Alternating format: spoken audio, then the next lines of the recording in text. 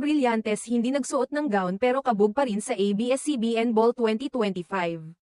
Kahit hindi nagsuot ng karaniwang long gown o cocktail dress, naging usap-usapan pa rin ang pag-appear ni kapamilya star Andrea Brillantes sa red carpet ng ABS-CBN Ball noong Biyernes, ika-4 ng Abril. Talaga namang nagbigay siya ng kakaibang alindog sa kabila ng hindi tradisyonal na damit na isinusuong madalas ng ibang female celebrities sa mga ganitong okasyon. Sa halip na sumunod sa nakasanayang kasuotan, nagdesisyon si Blythe na magsuot ng isang simpleng ngunit elegante na puting suit.